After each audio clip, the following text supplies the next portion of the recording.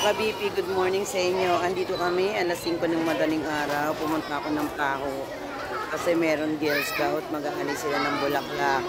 Kaya ito ang lola nyo.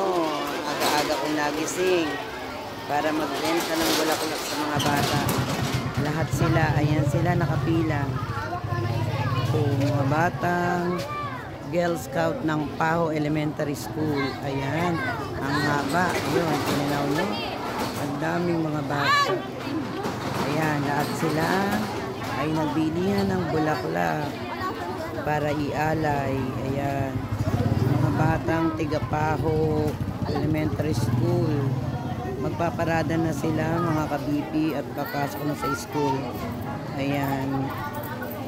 Ayan na sila. Ang daming batang estudyante ng Paho Elementary School. Ayan. Kaya maaga ako nagising kasi kahapon may bumili ng bulaklak at sinabi nga ay walang magtitinda ng bulaklak dito. Kaya ang nagahan ng lola nyo para makabenta ng bulaklak. Ayan na sila, mga ka-BP, ang mga bata, magpaparada sila ngayon. Ayan. Ayan, konti na lang yung bulaklak ko, yun na naubos. Videoan natin yung mga batang ano ng bulaklak. Ayan, ang haba nila mga ka-BP. Ayan ang mga batang Girl Scout, ang dami. Ayan ang mga batang laging handa. Prepared sila.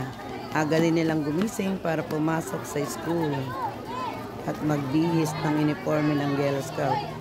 Ayan, sila ngayon ay nagpaparada na, lumalakad na sila. Ayan. Kaya naputol. Ayan, takbuhan na sila, parada na. Hindi nila alam, umaandar na pala ang pila. Sila ay nagmamarites daw. Lahat yan, bumili ng bulaklak. Alay. Ayan.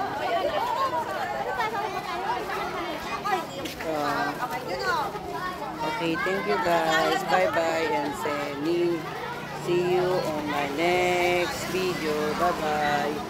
Paho Elementary School.